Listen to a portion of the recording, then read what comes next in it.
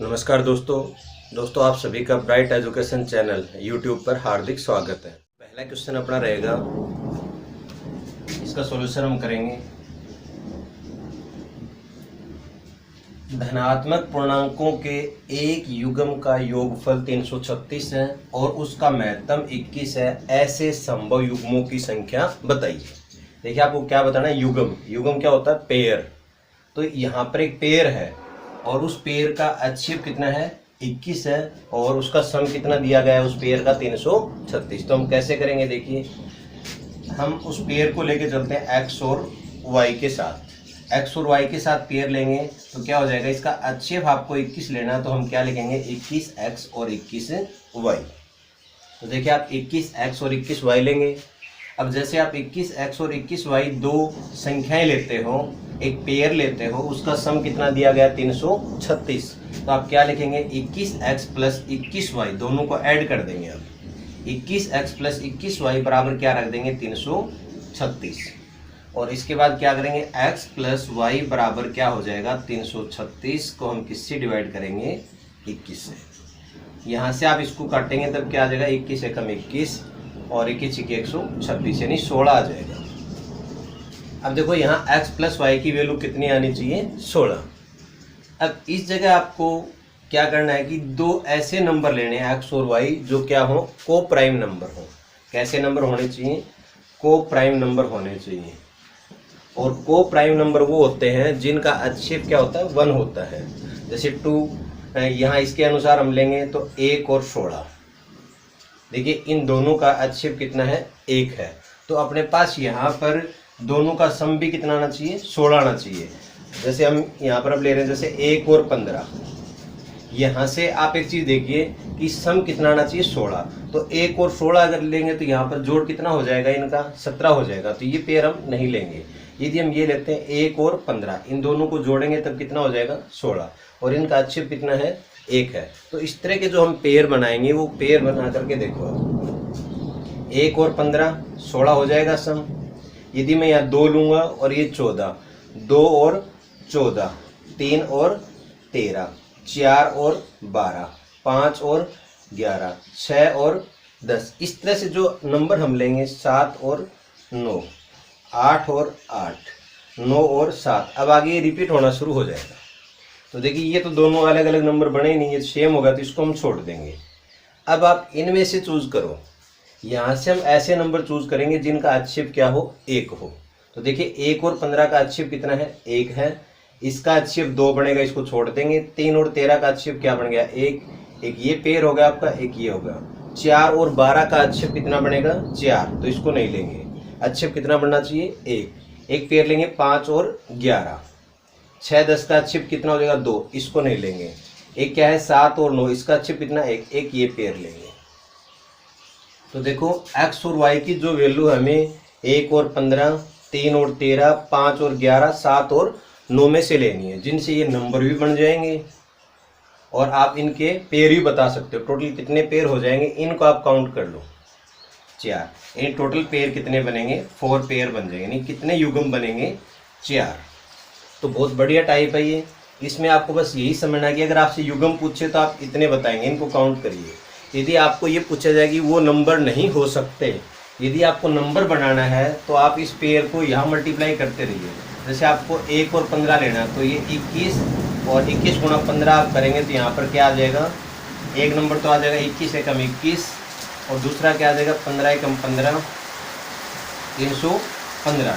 और इन दोनों का सम भी कितना आ जाएगा, 336 आ जाएगा। इस तरह से आप जितने अलग अलग नंबर हैं वो इन चारों पेयर से बना सकते हैं।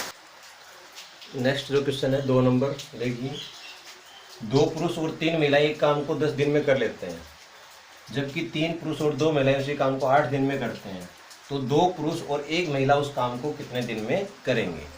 इसका सॉल्यूशन ये रहेगा, देखो कि 3 महिला, ये 2 पुरुष और 3 महिला कितने दिन में करते हैं, 10 दिन में। तो हमें ये टोटल काम 1 दिन में करवाना है। कैसे करवाएंगे, अगर 10 दिन तक 2 पुरुष काम करेंगे तो कितने पुरुष हो जाएंगे, टोटल 20 पुरुष हो जाएंगे। और 3 महिला 10 दिन तक काम करेंगे तो कितनी महिला हो जाएंगी, 30 महिला हो जाएंगी। तो आप आसानी से बता सकते हो कि 10 दिन में 2 पुरुष लगाएंगे तो 20 पुरुष लग जाएंगे, और 10 दिन में 3 महिला लगाएंगे तो 30 महिला हो जाएंगी। और ये टोटल जो काम है ये एक दिन में कर सकते हैं। यदि एक दिन में आपको करवाना है तो 20 पुरुष और 30 महिला लगेंगी, वही काम भी एक दिन में पूरा हो जाएगा। इसी प्रकार देखिए उस काम में 3 पुरुष और 2 महिला 8 दिन लेती है, तो भी हम इनका एक दिन का कराएंगे। 8 किया 24 पुरुष प्लस कितनी महिला हैं, 8 दूनी 16 महिला, 16 महिला है। अब इस जगह आपको एक पॉइंट देखना है कि ये टोटल जो काम है, ये काम और ये काम, दोनों काम तो सेम है, और दोनों का अगर वर्क सेम है तो आप यहाँ से कैपेसिटी बना सकते हो। ये इनका अलग अलग आप काम निकाल सकते हो। कैसे करेंगे, देखो आप 20 पुरुष और 24 पुरुष को एक तरफ पुरुष कर लेंगे, तो ये 20 अगर मैं इधर लेके जाऊँगा तो 24 पुरुष में 20 पुरुष कम हो जाएंगे, कितने हो जाएंगे, 4 पुरुष। तो 4 पुरुष बराबर कितने महिला आ जाएंगी, 16 महिला इधर ले आओ, कितनी हो जाएंगी, 14 महिला। अब देखिए यहाँ से हम काम बनाएंगे, एक पुरुष कितना काम कर सकता है वो देखो, और एक महिला कितना काम कर सकती है वो देखिए। तो पुरुष के नीचे हमने महिला लिख दिया है, तो यहाँ पर ये 14 रह जाएगा और ये 4, तो आप इसको छोटा करेंगे, ये 7 और ये 2। अब ये जो पुरुष का काम है 7 और ये महिला का काम कितना है, 2, यानी इनका वर्क आ जाएगा। दोनों कितना कितना काम कर सकते हैं, पुरुष तो करेगा 7 और महिला कितना करेगी, 2 करेगी। अब ये हमने अलग अलग काम बनाया है। अब इसके बाद आपको करना क्या है, क्वेश्चन में उस पॉइंट पर फोकस होना चाहिए आपका। देखो अपने से पूछा गया कि 2 पुरुष और 1 महिला उस काम को कितने दिन में करेंगे। उस काम को 2 पुरुष और 1 महिला से करवाना है, तो 2 पुरुष मतलब कितना काम, 7 दूनी 14 काम, तो 2 पुरुष कितना काम करेंगे, 14 काम। और देखिए 1 महिला कितना काम करेगी, 2 काम, 14 और 2 16 कार्य होगा। 16 जो वर्क होगा वो ये होगा कि जो 2 पुरुष और 1 महिला एक दिन में कर पाएंगे। अब हमें वो काम करवाना, तो वो काम आप यहाँ से देखिए कितना काम है टोटल। 20 पुरुष और 30 महिला का काम कितना हो जाएगा, तो 20 गुणा 7, देखिए 20 गुणा 7 करेंगे कितना हो गया, 140 काम तो हो गया इनका पुरुषों वाला। और 30 महिला का कितना काम होगा, 30 दूनी 60। देखिए आप इन दोनों को ऐड करेंगे, अब टोटल कितना आ जाएगा, 200 आ जाएगा। अब ये कुल कार्य यहाँ से आपने कितना निकाल लिया, 200। कैसे देखिए, दोबारा देखिए, 7 गुणा 20, 20 7 140, 2 गुणा 30, यानी 30 महिला हैं तो 60 काम करेंगे, तो टोटल काम कितना हो गया, 200। अब हमें ये जो 200 काम है ये 16 से डिवाइड कर देना है, तो कितना आ जाएगा, 16 से भाग देंगे आप। देखिए चाहे आप इस तरह पूरा डिवाइड कर दो, 16 एकम 16, 4 बचा, हो गया 40, 16 दूनी 32, 8/16 यानी 1/2, 12.5 दिन आपका राइट आंसर आ जाएगा। 12.5 दिन आपका इसमें आंसर बढ़ जाएगा। तो बहुत अच्छी टाइप है, आप इसी कंसेप्ट को कैच करिए। 3 नंबर जो आपका क्वेश्चन रहेगा, देखो एक समानांतर चतुर्भुज की 2 आसन भुजाओं की लंबाई 15 सेंटीमीटर और 18 सेंटीमीटर है। यदि 2 छोटी भुजाओं के बीच की दूरी 12 सेंटीमीटर हो तो बड़ी भुजाओं के बीच की दूरी क्या होगी। देखिए इसका सॉल्यूशन हम कैसे करेंगे। पहले तो आपको पता होना चाहिए कि समानांतर चतुर्भुज होती है, इसको बोलते हैं पैरेललोग्राम। जो पैरेललोग्राम होती है उसमें आमने सामने की जो साइड होती है वो क्या होती हैं, इक्वल होती हैं। जैसे ये दोनों साइड बराबर होती हैं और ये दोनों साइड क्या होती हैं, बराबर होती हैं और पैरेलल होती हैं। अब देखिए यहाँ पर हमें इनकी लंबाई दे रखी है, एक साइड 15 दे रखी है, एक साइड 18। सपोज कीजिए ये 15 है और ये कितनी है, 18 है। तो इनके बीच की जो दूरी होती है या ऊंचाई होती है वो आप इस तरह याद रखेंगे, इस टाइप से होती है। और इसके ऊपर हाइट क्या होगी, इसके ऊपर हाइट ये बनेगी जो हम इस कोने से क्या डालेंगे, सामने वाली भुजा के ऊपर परपेंडिकुलर डालेंगे। तो देखिए आपको इसका एरिया मालूम होना चाहिए। जो पैरेललोग्राम होती है इसका एरिया क्या होता है, आधार यानी बेस मल्टीप्लाई हाइट, आधार गुणा ऊंचाई। पैरेललोग्राम के एरिया का फॉर्मूला क्या होता है, बेस मल्टीप्लाई हाइट यानी आधार गुणा ऊंचाई। तो आप देखिए इधर से अपने को दे क्या रखा है कि छोटी भुजाओं के बीच की दूरी 12 सेंटीमीटर दे रखी है। तो छोटी भुजा तो ये है जिनकी 15 है माप, और इनकी हाइट कितनी दे रखी है, 12। तो आप इसका एरिया 15 गुणा 12 से निकालेंगे। तो जब एरिया आप निकालोगे 15 गुणा 12, तो 15 गुणा 12 कितना आ जाएगा, 180 वर्ग सेंटीमीटर आ जाएगा, 180 वर्ग सेंटीमीटर। तो इस पैरेललोग्राम का जो एरिया इस साइड से जो आपने निकाला जब हमने बेस को कितना माना है 15 और हाइट कितनी ली है 12 जो आपको दे रखी है। अब अपने को बड़ी भुजाओं के बीच की दूरी निकालनी है। देखिए बड़ी भुजाओं के बीच की दूरी, तो एरिया दोनों तरफ से आप निकालेंगे, यानी पैरेललोग्राम है तो इसका एरिया क्या रहेगा, सेम ही तो रहेगा। तो आप क्या करेंगे, देखिए अब हमें बड़ी भुजा लेनी है। बड़ी भुजा कितनी है 18, तो आप क्या करेंगे वही एरिया का फॉर्मूला लगाएंगे, आधार गुणा ऊंचाई, क्योंकि हमें इस भुजा के ऊपर हाइट निकालनी है। तो हाइट निकालेंगे इस भुजा के ऊपर, तो क्या कर देंगे, आधार कितना है 18, हाइट मैं इसको ले रहा हूँ ये, या इसका नाम डाल देता हूँ। देखिए ए और बी हमें ये हाइट निकालनी है, जिसको मैंने अच्छी लिखा है। और एरिया बन गया है आपका ये बेस मल्टीप्लाई हाइट, और एरिया बराबर क्या पुट करना है 180, तो बराबर क्या रख देंगे एरिया 180। जब आप इसको 18 से कैंसिल करेंगे तो एच कितना आ जाएगा 10, यानी हाइट कितनी हो जाएगी 10 सेंटीमीटर। बहुत इंपॉर्टेंट टाइप है, समझिए। देखिए हमारा क्वेश्चन नंबर 4 जो रहेगा ये है, यदि 25 वस्तुओं का क्रय मूल्य 20 वस्तुओं के विक्रय मूल्य के बराबर है तो लाभ प्रतिशत क्या होगा। तो आप समझिए, देखिए 25 वस्तुओं का जो क्रय मूल्य है यानी कॉस्ट प्राइस है वो किसके बराबर है, 20 वस्तुओं के सेलिंग प्राइस के बराबर है। तो आप यहाँ से देखो हमें लाभ होगा या हानि होगी, वो कैसे पता चल रहा है कि जितने रुपए में हमने 25 वस्तु खरीदी है उतने रुपए में हमने कितनी वस्तु बेची है 20। आपने सपोज किया कि 100 रुपीज़ में हमने 25 पेन खरीदे और उसी 100 रुपीज़ में हमने 20 पेन बेच दिए, तो जो हमने 100 रुपया खर्च किया था उसी में हमने वस्तु बेची है, यानी 100 खर्च किया तो 100 पूरा कर लिया। लेकिन इसके साथ साथ आप एक पॉइंट और ध्यान देंगे, 100 रुपये में हमने 25 खरीदे थे और 100 में हमने कितने बेच रखी हैं 20, तो हमने यहाँ कितनी वस्तु बचाई है 5 वस्तु बचाई हैं। 5 वस्तु जो बचाई है तो इनका हमें क्या हो गया है लाभ हो गया, यानी 5 वस्तुओं का क्या होगा लाभ। तो आप यहाँ से प्रॉफिट किस में कह सकते हो, हमें वस्तुओं में प्रॉफिट हुआ है। तो हमेशा ध्यान रखेंगे जब भी आपको लाभ और हानि वस्तुओं में होता है तो जो डिवाइड में वस्तु आएंगी वो कौन सी आएंगी, जो बेची जाती है वो आएंगी। तो आप क्या लिख देंगे 5 वस्तुओं का लाभ कितनी बेची तब हुई 20, तो 20 बेची 5/20 गुणा में क्या कर देंगे 100, और 20 पांजू 100, 5 25% का क्या होगा इसमें लाभ होगा। तो देखिए आप इस तरह से करेंगे ये टाइप। यहाँ पर ये संख्या जो है ये आगे पीछे दे सकता है, आपको पहले यहाँ विक्रय मूल्य दे सकता है और बाद में आपको क्रय मूल्य लिख करके दे सकता है क्वेश्चन में, लेकिन आपको हमेशा ये देखना कि खरीदी कितनी बेची कितनी। अगर यहाँ पर ये 20 होता और ये 25 होता, हम 20 खरीद के लाते और 25 बेच रहे होते तो हमें हानि होती, तो भी हम क्या करते बेची गई वस्तु बटे में करेंगे ये, वो इस तरह से ये टाइप बहुत बढ़िया कंसेप्ट है। देखिए क्वेश्चन नंबर जो 5 रहेगा आपका ये, इसका सॉल्यूशन हम इस तरह करेंगे। कुछ टॉफियाँ 10 रुपये में 11 की दर से खरीदी हैं और उतनी ही संख्या 10 रुपये में 9 की दर से खरीदी। यदि सभी को ₹1 प्रति टॉफी की दर से बेचा जाए तो लाभ या हानि प्रतिशत क्या होगा। तो देखिए अच्छी टाइप है, एसएससी लेवल में काफ़ी बार रिपीट है क्वेश्चन। कैसे करेंगे देखो आप सॉल्यूशन। 10 रुपये में 11 की दर से खरीदी और उतनी ही 10 रुपये में 9 की दर से, तो उतनी कह रहे नहीं, दोनों क्या है समान नंबर में हमें वस्तु लेनी है।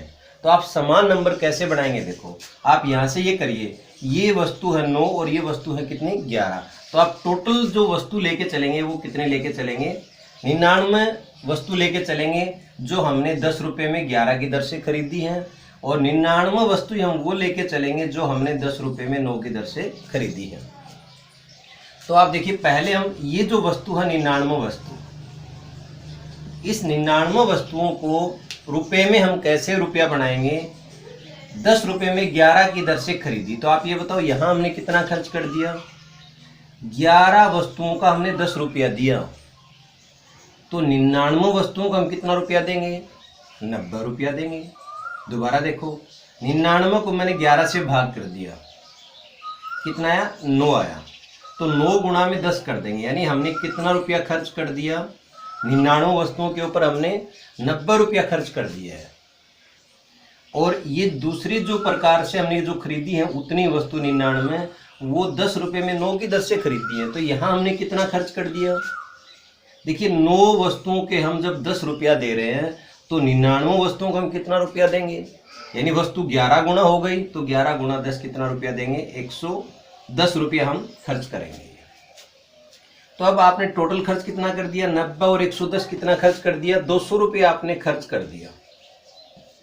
और जब आपने 200 रुपया खर्च कर दिया, फिर आप सेल कैसे कर रहे हो, सभी को रुपए 1 की दर से बेचना चाह रहे हो। तो सभी कितनी है, 99 और 99 टोटल कितनी, 198 वस्तु हैं। और प्रत्येक वस्तु को यदि हम 1 रुपये में बेचेंगे तो कितने की बेची जाएंगी, 198 रुपये की बेची जाएंगी।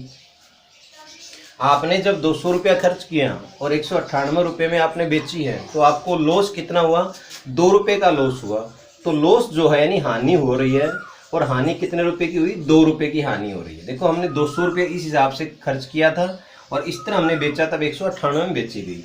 तो 2 वस्तु की हानि कितने पर हुई है, जब हमने 200 रुपया खर्च किया था। देखिए अब यहाँ रुपए की हम बात कर रहे हैं, वस्तुओं की बात नहीं कर रहे हैं। हानि किस पर हो रही है, हानि हो रही है क्रय मूल्य के ऊपर, कॉस्ट प्राइस के ऊपर। तो 2 बटे में क्या कर देंगे, 200, गुणा में क्या करेंगे, 100। आप काटेंगे इस तरह, तो कितना प्रतिशत हानि आ जाएगी, 1% हानि हो जाएगी। ये आपका राइट आंसर होगा।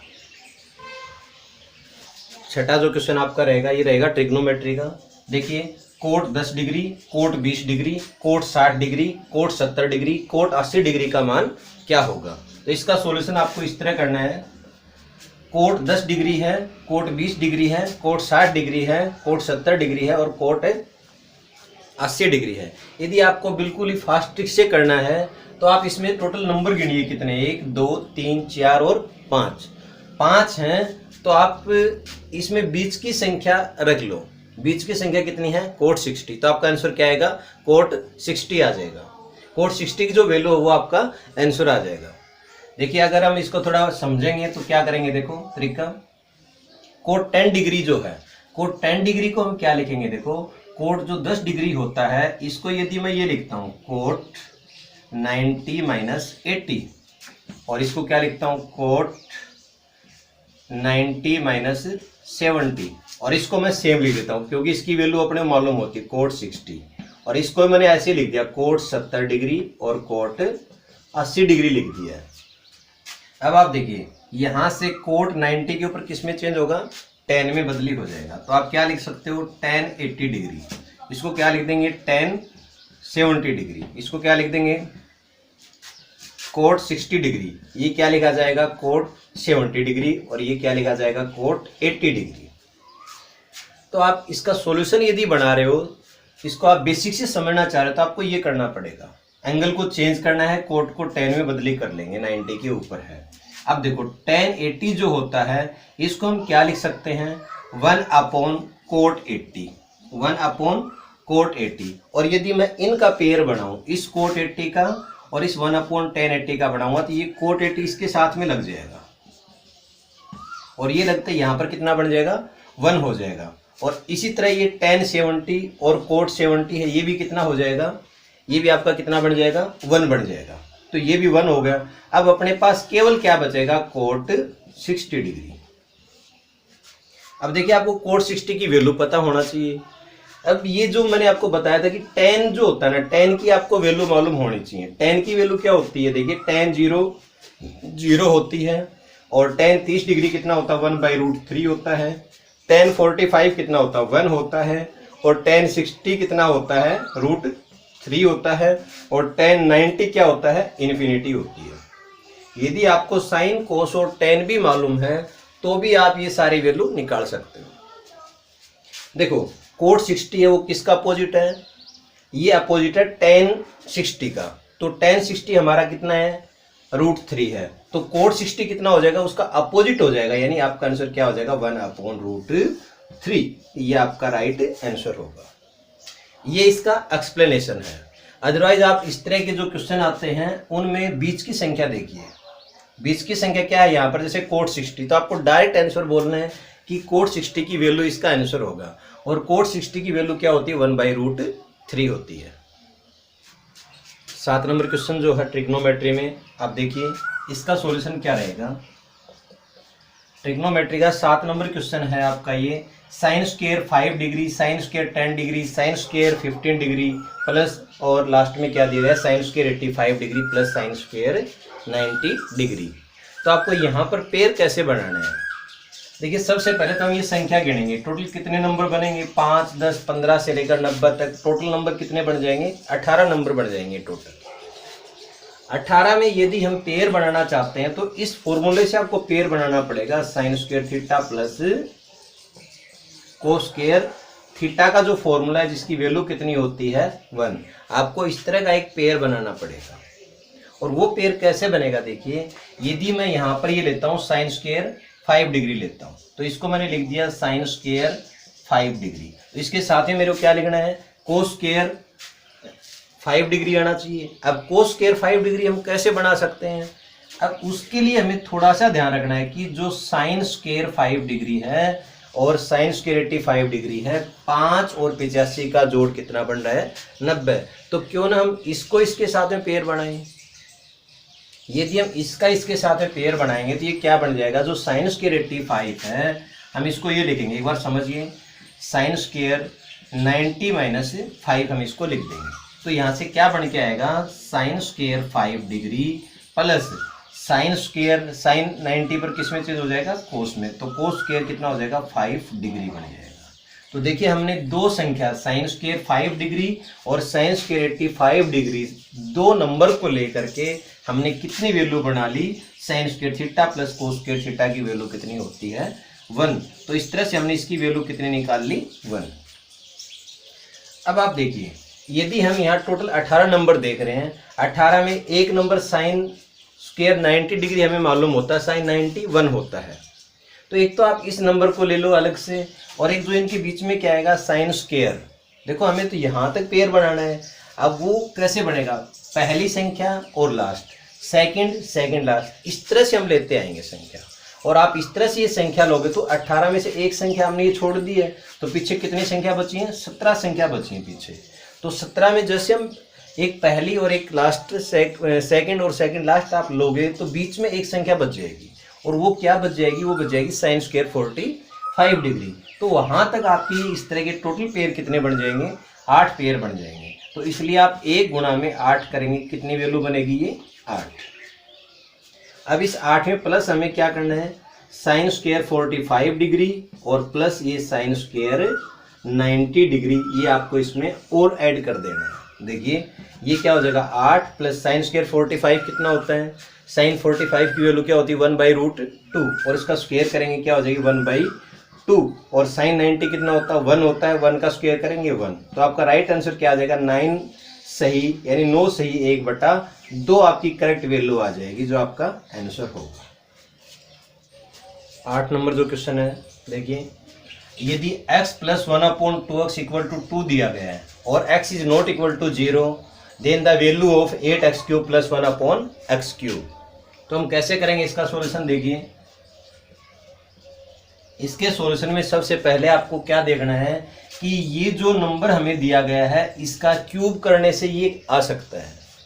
तो डायरेक्ट यदि मैं इस x का क्यूब करूंगा तो 8x³ नहीं आ सकता है, इसलिए आप पहले यहाँ ये देखिए x + 1/2x = क्या दिया गया है 2 दिया गया है। यदि अब मैं इस जगह क्यूब करूंगा तो ये 8 नहीं आ सकता है, इसलिए ये 8 कैसे आएगा वो पॉइंट आप देखिए, 8 आएगा 2 का क्यूब करने से। तो आप इस जो नंबर को, इस संख्या को दोनों तरफ 2 से मल्टीप्लाई करेंगे, बोथ साइड मल्टीप्लाई बाई 2, दोनों साइड हम इसको किससे मल्टीप्लाई कर देंगे 2 से मल्टीप्लाई कर देंगे, तब ये यहाँ पर क्या हो जाएगा 2x प्लस यहाँ पर क्या हो जाएगा 1/x = क्या हो जाएगा 4 हो जाएगा। अब देखिए आप ये संख्या बना सकते हो। अब यहाँ पर दोनों तरफ का क्यूब करने पर, क्यूबिक ऑन बोथ साइड, जब आप दोनों तरफ क्यूब करेंगे तो क्या बन जाएगा, देखिए इसका क्यूब क्या होगा a³ + b³ + 3ab a × b, और इंटू में क्या हो जाएगा a + b 2x + 1/x। तो ये आपने a + b इस सारे का क्यूब का फॉर्मूला लगाया है, इसका क्या कर दिया आपने, ये क्यूब किया है, क्या किया है क्यूब किया है आपने इसका, और क्यूब करने पर ये वैल्यू हमने इसकी लेफ्ट साइड की बना ली है, तो राइट साइड में भी आपको क्यूब करना पड़ेगा। 4 का क्यूब कितना हो जाएगा 64, 4 का क्यूब क्या होता है 64। अब देखिए ये x से x कैंसिल हो गया, और इसकी वैल्यू अपने को दे रखी है 4, यहाँ हम क्या रख सकते हैं इसकी जगह पर 4 रख सकते हैं, और ये वैल्यू हमें निकालनी है। तो क्या बन जाएगा देखिए 8x³ plus 1/x³ plus 3 multiply 2 multiply 4। आप मल्टीप्लाई करेंगे कितना हो जाएगा, देखो 3 दूनी 6 चौका 24 प्लस 24 बराबर कितना है 64। अब जब आप इस 24 को इधर लेके जाएंगे तो क्या वैल्यू आ जाएगी आपकी 40। तो आपका राइट आंसर क्या हो जाएगा इसमें 40 हो जाएगा। तो ये अलजेब्रा की एक अच्छी टाइप है, आप इसमें कोई भी शॉर्ट ट्रिक इस्तेमाल नहीं करेंगे, क्वेश्चन को आप समझ करके उसी अकॉर्डिंग आप क्वेश्चन को बना करके सोल्व करिए, कभी भी गलत नहीं होगा। अगला जो क्वेश्चन है आपका ये क्वेश्चन है ज्योमेट्री का, क्वेश्चन नंबर 9।